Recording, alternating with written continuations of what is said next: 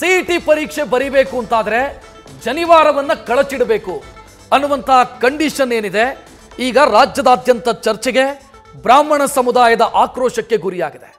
ಪ್ರಮುಖವಾಗಿ ಹಲವು ಘಟನೆಗಳು ನಡೆದಿದ್ದಾವೆ ಈ ವಿಚಾರಕ್ಕೆ ಸಂಬಂಧಿಸಿದಂತೆ. ವಿದ್ಯಾರ್ಥಿಗಳ ಜನಿವಾರವನ್ನ ತೆಗೆದಿರಿಸಿರುವಂತ ವಿದ್ಯಾರ್ಥಿಗಳ ಜನಿವಾರವನ್ನ ಕಟ್ ಮಾಡುವಂತ ಕೆಲಸ ಏನಾಗಿದೆ ಇದಕ್ಕೆ ಆಕ್ರೋಶ ವ್ಯಕ್ತವಾಗ್ತಾ ಇದೆ. ಸರಿನಾ ಇದು ಅನ್ನುವಂಥ ಪ್ರಶ್ನೆಯನ್ನು ಕೇಳ್ತಾ ಇದ್ದಾರೆ. ಈ ಜಟಾಪಟಿ ಜೋರಾಗ್ತಾ ಇದೆ.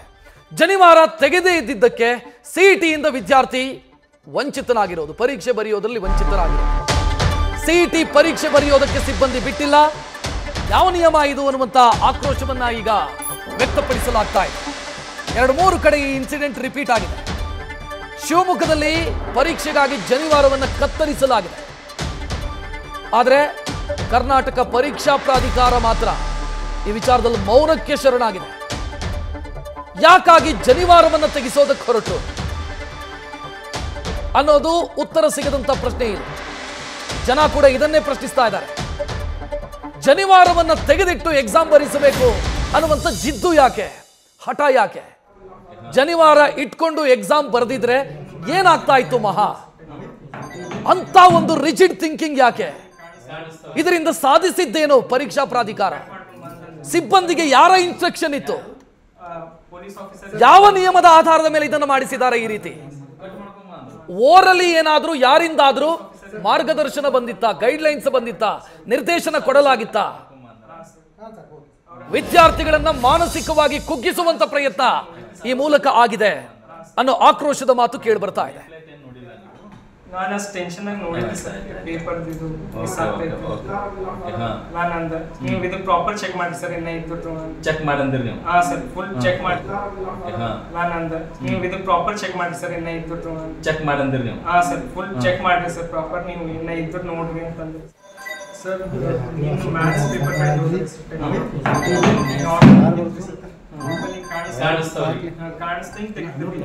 ಕಟ್ ಮಾಡ್ಕೊಂಡು ಬಂದ್ರೆ ಯಾರು ಪೊಲೀಸ್ ಆಫೀಸರ್ ಕಟ್ ಮಾಡ್ಕೊಂಡು ಬಂದ್ರೆ ಯಾರು ಪೊಲೀಸ್ ಆಫೀಸರ್ ಮತ್ತು ಒಂದು ಕಾಲೇಜ್ ಡಿಪಾರ್ಟ್ಮೆಂಟ್ ಸರ್ ಇದ್ದಾರೆ. ಪೊಲೀಸ್ ಆಫೀಸರ್ ಕಟ್ ಮಾಡ್ಕೊಂಡ್ ಬಂದ್ರ? ನೇಮ್ ಪ್ಲೇಟ್ ಏನ್ ನೋಡಿಲ್ಲ ನೀವು? ಈ ವಿದ್ಯಾರ್ಥಿಯನ್ನ ಗಮನಿಸ್ತಾ ಇದ್ದೀರಿ. ಬೀದರ್ನಲ್ಲಿ ಸುಚಿವೃತ್ ಅನ್ನುವಂಥ ವಿದ್ಯಾರ್ಥಿ, ಈತ ಪರೀಕ್ಷೆ ಬರೆಯೋದ್ರಿಂದ ವಂಚಿತನಾಗಿದ್ದಾನೆ. ನಿನ್ನೆ ಹೋದಾಗ ಜನಿವಾರ ಕಾಣಿಸ್ತು ಎಕ್ಸಾಮಿಗೆ ಹೋಗೋ ಸಂದರ್ಭದಲ್ಲಿ. ಈ ವೇಳೆ ನನ್ನನ್ನು ಪರೀಕ್ಷೆ ಬರೆಯೋದಕ್ಕೆ ಬಿಟ್ಟಿಲ್ಲ, ಅವ್ರು ನನಗೆ ಅನುಮತಿ ಕೊಟ್ಟಿಲ್ಲ, ಆ ಕಾರಣಕ್ಕಾಗಿ ಪರೀಕ್ಷೆ ಬರೆಯೋದಕ್ಕಾಗ್ಲಿಲ್ಲ ನನಗೆ ಅಂತ ನ್ಯೂಸ್ ಫಸ್ಟ್ ಮುಂದೆ ತನಗಾದಂತ ಅನ್ಯಾಯವನ್ನ ಸುಚಿವೃತ್ ಹೇಳ್ಕೊಂಡಿದ್ದಾನೆ.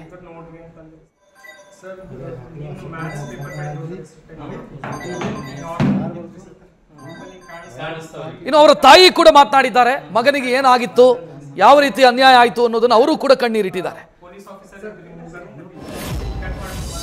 ಫಿಸಿಕ್ಸ್ ಕೆಮಿಸ್ಟ್ರಿ ಪೇಪರ್ ಕೇಸೆಟ್ ಹೋಗಿದ್ದಾರೆ. ಅಲ್ಲಿ ಏನು ನಾರ್ಮಲ್ ಚೆಕ್ ಮಾಡಿದಪ್ಲೆ ಮಾಡಿದ್ರಿ. 3 ಆಫೀಸರ್ ಇದ್ದಿರಿ ಮತ್ತು 1 ಕಾಲೇಜ್ ಮ್ಯಾನೇಜ್ಮೆಂಟ್ ಇದ್ದಿರಿ. ನಾರ್ಮಲ್ ಚೆಕ್ ಮಾಡಿದ್ರಿ, ಚೆಕ್ ಮಾಡಿ ಬಿಟ್ಟಿರಿ. ಫಿಸಿಕ್ಸ್ ಕೆಮಿಸ್ಟ್ರಿ ಬರ್ದಾರಿ. ಫಿಸಿಕ್ಸ್ ಕೆಮಿಸ್ಟ್ರಿ ಪೇಪರ್ ಆಯಿತು. ನೆಕ್ಸ್ಟ್ ದಿವ್ಸ ಮ್ಯಾಥ್ಸಿಗೆ ಹೋದಾರಿ. 9:45 10 ಇದ್ದಾರೆ. ಚೆಕ್ ಮಾಡಿದ್ರು. Sai Spoorthi college sir. ಜನಿವಾರ ಕಾಣಿಸ್ತ್ರಿ. ಅವ್ರು ಅಂದ್ರಿ ಜನಿವಾರ ಕಾಣಿಸಿ ಕಟ್ ಮಾಡ್ಕೊಂಡು ಬರ್ರಿ ಅಂತಂದ್ರಿ. ಅವರು ಇಂಜಿನಿಯರಿಂಗ್ ಬಂದ್ರಿ. ಇದು ಹೋಯ್ತ್ರಿ ಸರ್, ಬಟ್ ಮ್ಯಾಥ್ಸೇ ಹೋಯ್ತ್ರಿ ಸರ್. ಮ್ಯಾಥ್ಸ್ ಪೇಪರ್ ಹೋಯ್ತ್ರಿ ಸರ್. ಅವ್ರು ಕೂಡ್ಸಿಲ್ಲ ಸರ್. ಇದು ಕಟ್ ಮಾಡ್ಕೊಂಡು ಬಾ ಅಂತಂದ್ರೆ ಅವರು. ನಾನು ಅಂದ ಹಂಗೆ ಮಾಡ್ಲಿಕ್ಕೆ ಬರಲ್ಲ ಕಟ್ಟು. ಅವ್ರು ಇದು ಇರ್ತದೆ, ನಮ್ಮ ಪಪ್ಪ ಹಂಗೆ ಮಾಡಬೇಡ ಅಂತಂದ್ರು ಅಂತ ಹೇಳ್ದಾರಿ ಸರ್. ಅವ್ರು ಹಿಂಗೆ ಏನು ಕೇಳಿಲ್ಲ. 45 ಮಿನಿಟ್ಸ್ ಹಂಗೆ ನಾನು ರಿಕ್ವೆಸ್ಟ್ ಮಾಡ್ದಾರಿ ಅಲ್ಲೇ ಕೂತ್. ಅವ್ರು ಬಿಡ್ರಿ ಸರ್. ಅವ್ರಿಗೆ ಎಷ್ಟು ರಿಕ್ವೆಸ್ಟ್ ಮಾಡ್ದಾರಿ ಸರ್ ನಾನು, ಅವ್ರು ಬಿಟ್ಟಿಲ್ಲ. ಮತ್ತೆ ಅಂದ್ರೆ ಲಾಸ್ಟಿಗೆ ನಿಮ್ಗೆ ಕೊಡೋದಿದ್ರು ಕೊಟ್ಟಿಲ್ಲ, ಕಟ್ ಮಾಡ್ಕೊಂಡು ಬರ್ರಿ, ನಿಮ್ಗೆ ಕೊಡೋದ್ರ ನಮಗೆ ಸಂಬಂಧ ಇಲ್ಲ, ಕಟ್ ಮಾಡ್ಕೊಂಡು ಬಂದೇ ಮ್ಯಾಲೆ ಬಿಡ್ತೇವೆ ಅಂತಂದ್ರಿ ಸರ್. ಫಿಸಿಕ್ಸ್ ಕೆಮಿಸ್ಟ್ರಿಗೆ ಬಿಟ್ಟರಿ ಸರ್.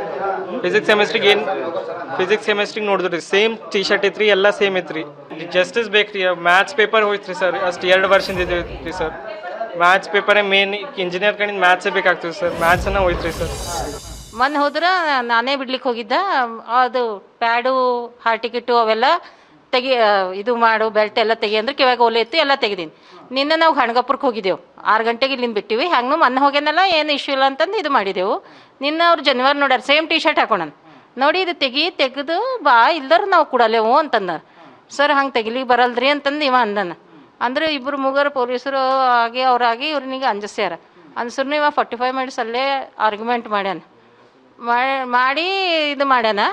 ಮಾಡಿದ್ರೂ ಅವ್ರು ಬಿಟ್ಟಿಲ್ಲ ಸರ್. ಅವಾಗ ಹಬ್ರಾಸಿ ಹೇಳ್ಕೊತ ಮನೆಗೆ ಹೊಡಿ ಬಂದನು ಸರ್. ಬಂದು ನನಗೆ ಫೋನ್ ಹಚ್ಚನ. ನಾವು ಇನ್ನೂ ದರ್ಶನದಾಗಿದ್ದೆವು, ನಾವು ಎತ್ತಿಲ್ಲ ಅವ್ನ ಫೋನ್. ಹಿಂಗಾಗ್ಯದ ಸರ್ ಅದು. ಹಾಗೆ ಅವ್ನಿಗೆ ನಿನ್ನ ಪರೀಕ್ಷೆ ಬಡಿಲಿಕ್ಕೆ ಕೊಡ್ಸಿಲ್ಲ ನೋಡ್ರಿ, ಮ್ಯಾಥ್ಸ್ ಪೇಪರ್ ಬರೀಲಿಕ್ಕೆ ಕೊಡ್ಸಿ. ಒಂದು ಶನಿವಾರ. ಹಾಂ, ಅದಕ್ಕೆ ಸಾಯಂಕಾಲ ನಾ ಇಮಿಡಿಯೇಟ್ ಫೋನ್ ಹಚ್ಚಿದ ಪ್ರಿನ್ಸಿಪಲ್ ಸರಿಗೆ. ಮೇಡಮ್ ಹಂಗೆ ಮಾಡಬೇಡ್ರಿ, ನೀವು ಹಂಗೆ ಮಾಡಬೇಡ್ರಿ, ನಾನು ನಿಂಬಲ್ಲಿ ಬೇಡ್ಕೊತ ಮೇಡಮ್, ಪ್ಲೀಸ್ ಕಳಿಸ್ಕೊಡ್ರಿ ಹುಡುಗ, ಪ್ಲೀಸ್ ಕಳಿಸ್ಕೊಡ್ರಿ. ಏನೇಕಾಗಲಕ್ಕೆ ಒಂದು ಹೋಯ್ತು, ಪ್ಯಾಕ್ ಆಯಿತು, ಇದಕ್ಕರ ಇನ್ನೊಂದು ಪೇಪರ್ ಆಗ್ತದ, ಕಳಿಸ್ಕೊಡ್ರಿ ಹಂಗಾರ ಮಾಡಿ ಅಂದ್ರೆ ಇನ್ನು ಹೋಗಲ್ಯಾಕ ಅಂತ ಕಳಿಸ್ಕೊಟ್ಟ. Bio paper ಬರ್ಸ್ಯಾರ. ಅವಾಗೇನು ಕೇಳಿಲ್ಲ ಸರ್. ನಮಗೆ ನ್ಯಾಯ ಬೇಕ್ರಿ. ಅವನಿಗೆ ಅದು ಕಾಮೆಟ್ ಕೇರ್ ಇದು ಪ್ರೈವೇಟ್ ಹೋಗ್ಲಿಕ್ಕೆ ನಮ್ಮಲ್ಲಿ ಅಷ್ಟು ಹಣ ಇಲ್ಲ ಸರ್. ನಾವು ಗರೀಬರ ಮಂದಿ, ನಾವು ಮಿಡ್ಲ್ ಕ್ಲಾಸು. 4-5 ಲಕ್ಷ ರೂಪಾಯಿ ಬೇಕ್ರಿ, ಅಷ್ಟು ರೊಕ್ಕ ಇಲ್ಲ. ಅವ್ರು ಗೌರ್ಮೆಂಟ್ದವ್ರ ಅದು ಫೀಸ್ ಕಟ್ಟಿ ಅವನಿಗೆ ಇಂಜಿನಿಯರ್ ಎಂಟ್ರಿ ಕೊಡಿಸ್ಲಿ ಚಲೋನ್ ಕಾಲೇಜ್ನಾಗ. ಇಲ್ಲದ್ರೆ ಅವ್ರು ಕಾಲೇಜ್ದವ್ರ ಫೀಸ್ ಕಟ್ಟಲಿ 4 ವರ್ಷದಿಂದ. ಓದ್ರಿ ಸರ್, ರಾತ್ರಿ ಬೇಗನ ಓದೇನ್ರಿ. ನಾಲ್ಕು ತೋರಿಸ್ತಾ ರಾತ್ರಿ ಬೇಗನ ಓದಿದೀವಿ. ಪೇಪರ್ ಕೊಡ್ಲಿಕ್ಕೆ ಹೋದ್ರೆ ಚಲೋನೇ ಮನೆ ಪೇಪರ್ ಏನು ಪ್ರಾಬ್ಲಮ್ ಆಗಿಲ್ಲ. ಕನ್ಸು ಕಟ್ಕೊಂಡ್ರಿ ಸರ್. ಹಿಂಗೆ ಮಾಡ್ಯಾರ ನೋಡ್ರಿ ಸರ್. ನಾವು ಹೇಗೆ ಮಾಡ್ಬೇಕು ಹೇಳ್ರಿ ಸರ್. ಇದೀಗ ರಾಜ್ಯದಾದ್ಯಂತ ಚರ್ಚೆಗೆ ಕಾರಣ ಆಗ್ತಾ ಇದೆ. ಜನಿವಾರ ತೆಗೆಸಿದ್ದು ಯಾಕೆ ಅನ್ನೋದು ಪ್ರಶ್ನೆ. ಜನಿವಾರ ಹಾಕೊಂಡು ಎಕ್ಸಾಮ್ ಬರೆದ್ರೆ ಏನಾಗತ್ತೆ ಮಹಾ? ಅದೇ ಪ್ರಶ್ನೆ ಇಲ್ಲಿ ಕಾಡ್ತಾ ಇರೋದು. ಯಾಕೆ ಜನಿವಾರ ತೆಗೆಸಿರೋದು ಯಾಕೆ? ಹಠ ಹಿಡಿದು ಜನಿವಾರ ತೆಗಿಸ್ತಾ ಇದ್ದಾರೆ ಸಿಬ್ಬಂದಿ ಅಂತಾದ್ರೆ ಅದರ ಹಿಂದೆ ಬೇರೆ ಏನಾದರೂ ಶಕ್ತಿಗಳಿದಾವ? ಯಾರ್ದಾದ್ರೂ ಮೌಖಿಕ ಆದೇಶ ಇದೆಯಾ ಇದರಲ್ಲಿ? ಸಹಜವಾಗಿ ಈ ಪ್ರಶ್ನೆ ಮೂಡ್ತಾ ಇದೆ. ಇಲ್ಲಂತಂದ್ರೆ ಏನು ಬಾಂಬ್? ಅದು ಜನಿವಾರ ಹಾಕೊಂಡು ಎಕ್ಸಾಮ್ ಬರೆದ್ರೆ ಏನು ಸಮಸ್ಯೆ ಆಗ್ಬಿಡುತ್ತೆ ಮಹಾನ್? ಏನು ಬಾಂಬ್ ಕಟ್ಕೊಂಡು, ಎದೆಗೆ ಬಾಂಬ್ ಕಟ್ಕೊಂಡು ಎಕ್ಸಾಮ್ ಹಾಲ್ಗೆ ಬಂದಿರೋದ ವಿದ್ಯಾರ್ಥಿಗಳು? ಸಿಬ್ಬಂದಿಗಳು ತಮಗೆ ಬೇಕಾದ ರೀತಿಯಲ್ಲಿ ನಿಯಮ ಮಾಡ್ತಾರೆ ಅಂತಂದ್ರೆ ಎಲ್ಲಿದೆ? ಎಕ್ಸಾಮಿನೇಷನ್ ಆ ರೂಲ್ಸ್ ಇದೆಯಲ್ಲ, ಅದರಲ್ಲಿ ಎಲ್ಲಿದೆ ಜನಿವಾರ ಹಾಕೊಂಡು ಎಕ್ಸಾಮ್ ಬರೀಬಾರ್ದು ಅಂತ? ಎಲ್ಲಿದೆ? ಸಿಬ್ಬಂದಿಗಳು ತಮಗೆ ಬೇಕಾದ ರೀತಿಯಲ್ಲಿ ರೂಲ್ಸ್ ಹೆಂಗ್ ಮಾಡೋದಕ್ಕೆ ಬರುತ್ತೆ? ಸತ್ತು ಹೋಗಿದೆಯಾ ಪರೀಕ್ಷಾ ಪ್ರಾಧಿಕಾರ? ಸತ್ತು ಹೋಗಿದ್ದಾರ ಅಲ್ಲಿನ ಅಧಿಕಾರಿಗಳೆಲ್ಲ? ತಮಗೆ ಬೇಕಾದ ರೀತಿಯಲ್ಲಿ ರೂಲ್ಸ್ ಮಾಡಿಕೊಳ್ತಾರೆ ಅಂತಂದ್ರೆ ಯಾರು ಹೇಳೋರು ಕೇಳೋರಿಲ್ವಾ ಇಲ್ಲಿ?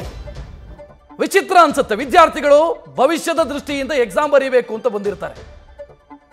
ಜನಿವಾರವನ್ನ ಕಟ್ ಮಾಡ್ಕೋಬೇಕು ಅಂತಂದ್ರೆ ಆ ವಿದ್ಯಾರ್ಥಿಗೆ ಆಗುವಂತ ಮಾನಸಿಕವಾದಂತ ಆಘಾತ, ಅದನ್ನ ಯಾರು ಬೇರೆ ಮಾಡ್ತಾರೆ? ಅದಕ್ಕೆ ಯಾರು ಉತ್ತರ ಕೊಡ್ತಾರೆ?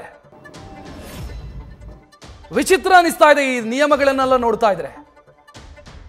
ಜನಿವಾರ ಹಾಕೊಂಡು ಎಕ್ಸಾಮ್ ಬರೀಬಾರ್ದು ಅಂತಂದ್ರೆ ಯಾರು ನಿಯಮ ಮಾಡಿದವ್ರು ಯಾರು? ಉನ್ನತ ಶಿಕ್ಷಣ ಸಚಿವರು ನನಗೆ ಗೊತ್ತಿಲ್ಲ ಅಂತ ಹೇಳ್ತಾರೆ. ನನಗೂ ಅದಕ್ಕೆ ಸಂಬಂಧ ಇಲ್ಲ ಅನ್ನೋ ರೀತಿಯಲ್ಲಿ ಮಾತನಾಡ್ತಾರೆ. ಮತ್ತೆ ಯಾರು ನಿಯಮ ಮಾಡೋರು? ಯಾರು ಇನ್ಸ್ಟ್ರಕ್ಷನ್ ಕೊಡೋರು? ಯಾರು? ಸಿಬ್ಬಂದಿಗಳು ತಮಗೆ ಬೇಕಾದ ರೀತಿಯಲ್ಲಿ ನಿಯಮಗಳನ್ನು ಮಾಡ್ತಾ ಹೋಗ್ತಾರೆ ಅಂತಂದ್ರೆ ಈ ರಾಜ್ಯದಲ್ಲಿ ಹೇಳೋರು ಕೇಳೋರಿಲ್ವಾ? ಈಗ ಆ ವಿದ್ಯಾರ್ಥಿ ಎಕ್ಸಾಮ್ ಬರೆಯೋದ್ರಿಂದ ತಪ್ಪಿಸ್ಕೊಂಡಿದ್ದಾನೆ. ಶಿವಮೊಗ್ಗದಲ್ಲೂ ಇದೇ ರೀತಿಯ ಇನ್ಸಿಡೆಂಟ್ ಆಗಿದೆ. ಯಾರು ಜವಾಬ್ದಾರಿ ಇದಕ್ಕೆ? ನಾಳೆ ಅವರ ಭವಿಷ್ಯದ ಕಥೆ ಏನು?